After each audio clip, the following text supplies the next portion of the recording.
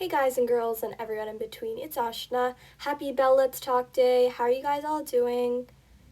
What the heck is happening right now? This reminds me an awful lot like the Upside Down.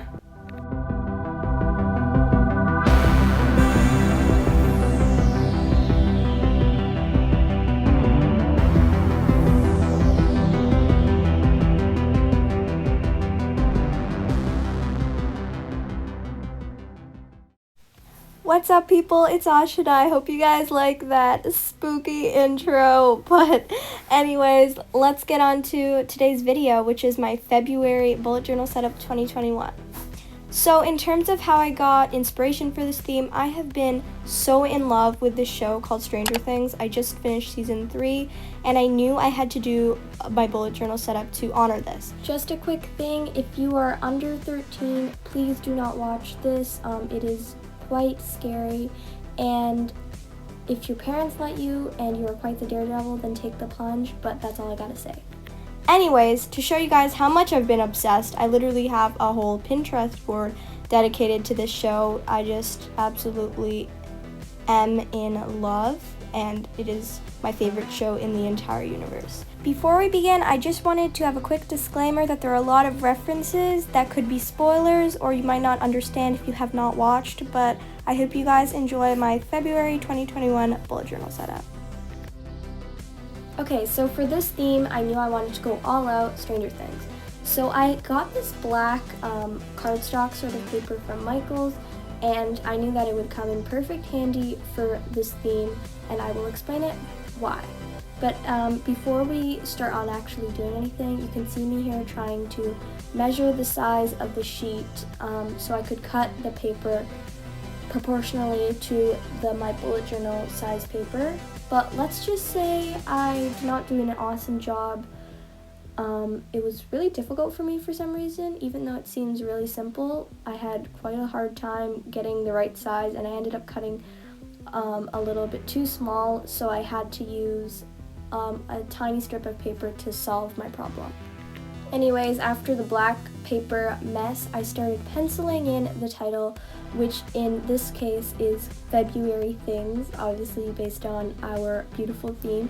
And let me just tell you one thing, this font took forever.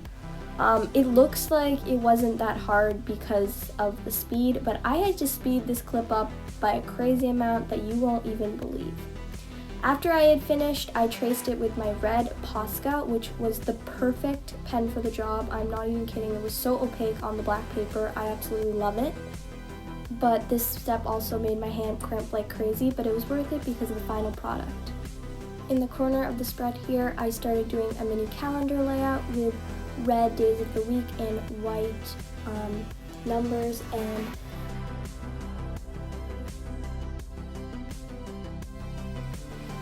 moving on, I bought this 50 pack of Stranger Things stickers from Etsy. I will link the seller in the description. The person was just awesome. The shipping came so quick, and the quality of the stickers was just awesome, and I really love them so much. They're just the best. They were the best price I could find on Etsy as well, so will be linked. Anyways, for this spread, I picked this Demogorgon sticker. See what I mean by it's a little bit not for kids. It's like this. It's just like, I think this sticker just matched the spread really perfectly, and here you can see me struggling to hide all the stickers from the frame. And after I had stuck the Demogorgon sticker onto the side, it was time to write out my goals for this month, which actually aren't reasonable goals at all. They are all Stranger Things related goals, so if you watch the show, go ahead and read them, but I will not read them out loud because most of these people, I think, who are watching the video will not understand. So there was my cover page. In a way, it was sort of basic because it had a lot more writing and it only had 2 colors, but again, I'm going to say this a lot, I was in love with it, just like this entire theme. So for the quote page, I cut out these pictures of my favorite character, and her name is 11, or Jane. So let me tell you a few things about her. So she has telepathic powers, and she is obsessed with Eggos, and her greatest line in the show is "Friends don't lie," which of course is the quote for this month. So there was this beautiful 11 sticker Eggo as well, so that is what completed that spread. Now obviously you guys know what it is, time for the monthly layout. You can see me here cutting another sheet of black paper, and this time I didn't really worry about fitting it to size. I just kind of made it like a rough rectangle that had a white border of the sheet. So normally for this spread, I normally have my dock kids to help me to make the monthly calendar, but because I was doing it on top of the black paper, I actually used a ruler, which was super weird for me because I normally just freehand it all. And I gotta say, I was really digging the clean, straight lines. Even if doing it by hand gives you a more hand-drawn look, the straight lines, I really love them this month, so those might be staying. And I did the grid in white and the titles in red, keeping the same theme as the cover. And I gotta say, these poscas that I used were amazing. So if you ever want a paint pen, get poscas. I know they're expensive, but they are so worth it for the price. And I wrote out all the characters' names on the bottom. Well, actually not all the characters, but like all the kids in that sticker. Not really gonna talk about them too much because most of you people probably don't know who they are. So just because this video is already super long, I'm just gonna quickly speed through the rest. On the left side of the page, I had a little bit of an events box, so I could write out all my monthly events, and I also had a mood tracker. So the mood tracker was a bunch of lights, and I basically color it in based on my mood, and these are like the lights that are surrounding me. And the reason why this is iconic is because of this scene in the show where the mom is communicating to her son through the lights. I will not go into more detail, obviously. And here you can see me drawing out all the little lights, and I used some black paint to do the font just like how they have it in the picture. This is also going to be a DIY that will be later on in the video, so stick around. I know it's going to be a long video, but keep on watching. So after I had finished that pretty lengthy spread, it was time for the first weekly spread of February 2021, which I decided to do a Dutch door spread. So for those of you who don't know what a Dutch door spread is, basically you cut this flap, as I am doing so over here, and then you have space on the inside of the flap, and it gives you more room to plan and write down your tasks. In terms of keeping to the theme, I decided to make every week dedicated to a certain character. So my second favorite character in the entire show is a character named Dustin. He's super funny and he makes me laugh almost every episode, so this spread was dedicated to him. I found stickers of Dustin's hat and this really funny Dustin's Pearls kind of toothpaste. I think it was like a commercial or something.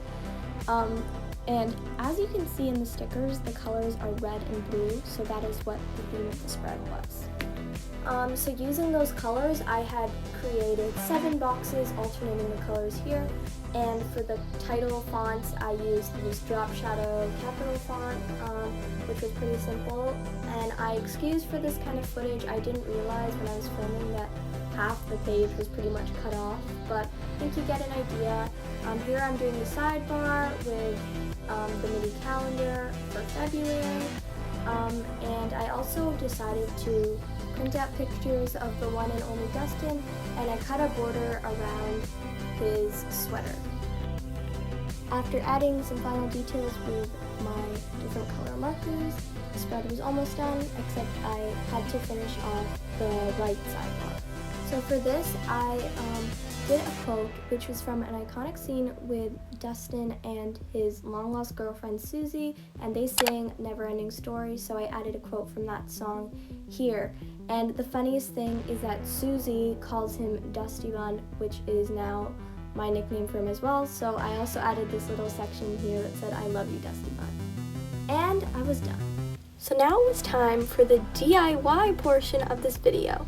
So I purchased some multicolored fairy lights from Amazon, and they came really fast, but when they came in this huge box, and when I opened it, there was this tiny, like I swear to God, it was tiny, and it came with all this plastic wrap, and it was this tiny box of the fairy lights, and I was just like, Amazon, you really gotta improve your waste, like what is this? It was kind of ridiculous, but enough about me venting about Amazon.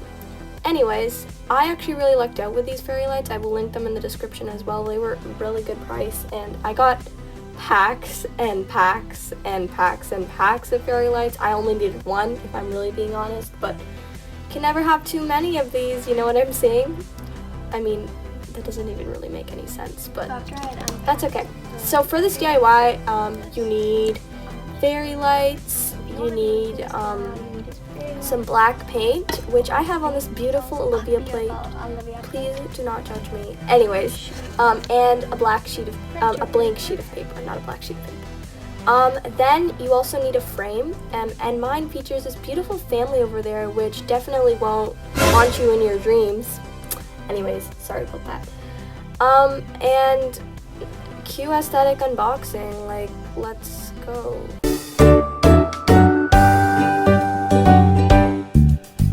Okay, anyway, so this DIY was the light alphabet wall, kind of the picture I showed earlier, but I'll put it on the screen right now in case you missed it. And this was really iconic in Stranger Things, so I thought I would recreate it. I got this idea from a different YouTuber, and instead of doing alphabets, I wrote "Welcome to my room," so it was a little bit more relevant to me. After drawing the lines with black paint and the letters, I poked holes into the lines for each of the letters, and I fished the lights through, which actually took forever, and I was very perfectionist about it, but it ended up turning out so cool in the end that I didn't even mind. Then it is time to put it in your frame, and this also took me a while because I had to position it so no other lights were shown through the paper. But after I was done, it turned out so cute, and I really love it because it's the first thing anyone ever sees when they come into my room, and it just feeds my Stranger Things obsession. Okay people, so now it is time for the final flip through of my February 2021 setup. I am in love with this theme, and I do know that it's not for everyone, but it is my bullet journal, and this theme and this show is just so important to me, so that is why I decided. I hope you guys all enjoyed watching this video. Check out the videos that will be popping up next, and thank you so much for watching. Bye!